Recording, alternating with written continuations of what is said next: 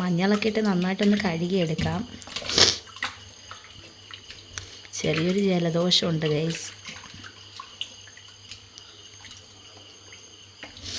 ചോരമയം പോകുന്നിടം വരെ നന്നായിട്ടൊന്ന് കഴുകിയെടുക്കണം. പിന്നെ എന്തൊക്കെയുണ്ട് ഗൈസ് വിശേഷങ്ങൾ? പറയൂ. സുഖമായിട്ടിരിക്കുന്നു? മഴയൊക്കെ ഉണ്ടോ? നമുക്കിനി ഇതൊന്ന് നന്നായിട്ട് വഴച്ചെടുക്കാം ഗൈസ്. ചേട്ടനാണെ ടി വി കാണുകയാണ് ഗൈസ്.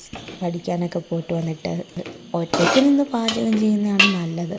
നമുക്കൊരു ഫ്രീഡമൊക്കെ ഉണ്ടല്ലോ. നല്ലോണം ഇളക്കി കൊടുക്കണം. ഇതെല്ലാം നല്ലവണ്ണം പിടിക്കണം. കഴിക്കാനായിട്ട് നമുക്ക് നല്ലവണ്ണം ഇളക്കി കൊടുക്കാം.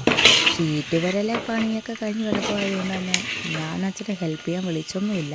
പക്ഷേ അച്ഛനെന്തോ മനസ്സറിഞ്ഞ് വന്ന് ഹെൽപ്പ് ചെയ്യാണ് ഗൈസ്. ഇഞ്ചി ഇട്ടു ഗൈസ്. അപ്പോൾ ദേ ചാറൊക്കെ ഇട്ടു ഗൈസ്. ഇനി നമുക്കിത് നന്നായിട്ടൊന്ന് ഇളക്കി കൊടുക്കാം ഗൈസ്. കഷ്ണത്തിലൊക്കെ നന്നായിട്ട് മസാല പിടിക്കണ്ടേ. ഇനി നമുക്കിത് അടച്ച് വെച്ച് വേവിക്കാം ഗൈസ്. അപ്പോൾ ഇന്നത്തെ വീഡിയോ ഇത്രയേ ഉള്ളൂ ഗൈസ്. നാളെ പുതിയ വീഡിയോ ആയിട്ട് കാണാം.